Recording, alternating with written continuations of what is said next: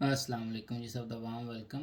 ਇੱਕ ਬਾਈ ਦਾ ਸਵਾਲ ਸੀ ਕਿ ਜਿਹੜੇ ਲੋਕ ਸਪੇਨ 'ਚ ਸ਼ਾਦੀ ਕਰਕੇ ਪੇਪਰ ਲੈਂਦੇ ਨੇ, ਅਗਰ ਉਹਨਾਂ ਦੀ ਸ਼ਾਦੀ ਖਤਮ ਹੋ ਜਾਏ ਤੇ ਪੇਪਰਾਂ ਦਾ ਕੀ ਬਣਦਾ ਹੈ। ਜਿਹੜੇ ਲੋਕਾਂ ਨੂੰ ਪਤਾ ਹੈ, ਸਪੇਨ ਵਿੱਚ ਲੋਕੀ ਸ਼ਾਦੀ ਕਰਕੇ ਦੋ ਤਰੀਕੇ ਨੇ ਉਸ ਦੀ ਬੇਸ ਤੇ ਪੇਪਰ ਲੈਂਦੇ ਨੇ। ਇੱਕ ਪਾਰੇਖਾ ਦੇ ਵਿੱਚੋਂ ਹੁੰਦਾ ਹੈ ਔਰ ਇੱਕ ਮੈਰਿਜ ਹੁੰਦੀ, ਸ਼ਾਦੀ ਜਿਹਨੂੰ ਕਰ ਲਓ।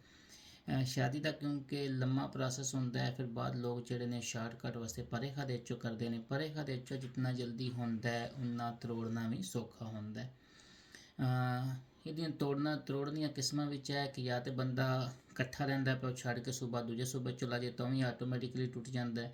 ਅਤੇ ਦੂਜੀ ਕਿਸਮ ਹੈ ਕਿ ਉਹ ਲੜਕੀ ਜਾ ਕੇ ਯੂਨਟਾਮੈਂਟ 'ਚ ਲਿਖ ਦੇ ਕੇ ਅਸੀਂ ਹੁਣ ਇਕੱਠੇ ਨਹੀਂ ਰਹਿ ਰਹੇ, ਅਤੇ ਪਰੇਖਾ ਦੇ ਵਿੱਚੋਂ ਟੁੱਟ ਜਾਂਦਾ ਹੈ। ਡਾਕੂਮੈਂਟਸ ਦਾ ਕੀ ਬਣਦਾ, ਅਗਰ ਤੇ ਤੁਹਾਡੀ ਸ਼ਾਦੀ ਨੂੰ 3 ਸਾਲ ਹੋ ਗਏ ਨੇ ਅਤੇ ਤੁਸੀਂ ਉਹ ਜਿਹੜਾ ਯੂਨਟਾਮੈਂਟ ਤੁਹਾਨੂੰ ਲੈਟਰ ਦੇਗੀ ਕਿ ਤੁਸੀਂ ਤੁਹਾਡਾ ਹੁਣ ਪਰੇਖਾ ਦੇ ਵਿੱਚੋਂ ਨਹੀਂ ਰਿਹਾ, ਉਹ ਲੈਟਰ ਲੈ ਕੇ ਤੁਸੀਂ ਐਕਸਟranjeria ਜਾਣਾ, ਜਾ ਕੇ ਉਹਨੂੰ ਦੱਸਣਾ ਹੈ ਕਿ ਸਾਡੀ ਹੁਣ ਸ਼ਾਦੀ ਨਹੀਂ ਰਹੀ, ਸਾਡਾ ਪਰੇਖਾ ਦੇ ਵਿੱਚੋਂ ਖਤਮ ਹੋ ਗਿਆ। ਅਤੇ ਐਕਸਟranjeria ਤੁਹਾਡਾ ਸਿਸਟਮ ਵਿੱਚ ਅਪਡੇਟ ਕਰ ਦੇਗਾ ਔਰ ਜਿਹੜਾ ਤੁਹਾਡੇ ਕੋਲ 5 ਸਾਲ ਵਾਲਾ ਕਾਰਡ ਹੋਏਗਾ ਉਹ ਮੇਨਟੇਨ ਰਹੇਗਾ।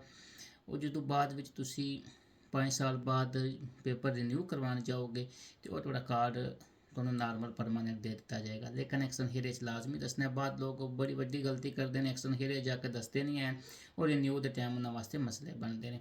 ਦੂਜੇ ਆਪਸ਼ਨ 'ਚ ਇਹ ਹੁੰਦਾ ਕਿ ਅਗਰ ਤੁਹਾਨੂੰ ਪਰੇਖਾ ਦੇ ਵਿੱਚੋਂ ਕੀਤੀਆਂ 3 ਸਾਲ ਨਹੀਂ ਹੋਏ ਔਰ ਤੁਹਾਡਾ ਪਰੇਖਾ ਦੇ ਵਿੱਚੋਂ ਟੁੱਟ ਗਿਆ, ਸ਼ਾਦੀ ਉਹ ਟੁੱਟ ਗਈ ਹੈ, ਅਤੇ ਫਿਰ ਤੁਹਾਨੂੰ 3 ਮਹੀਨੇ ਦੇ ਅੰਦਰ ਅੰਦਰ ਤੁਸੀਂ ਦੁਬਾਰਾ ਉਹੀ ਸੇਮ ਪ੍ਰੋਸੈਸ ਹੈ, ਤੁਸੀਂ ਉਹੀ ਲੈਟਰ ਲੈ ਕੇ ਜਾਣਾ ਐਕਸਟranjeria ਵਿੱਚ ਔਰ ਤੁਸੀਂ ਨਾਲ ਆਪਣਾ 8 ਘੰਟੇ ਦਾ ਕੰਤਰਾ ਤੋਂ ਚੱਲਦਾ ਹੋਇਆ ਲੈ ਜਾਣਾ।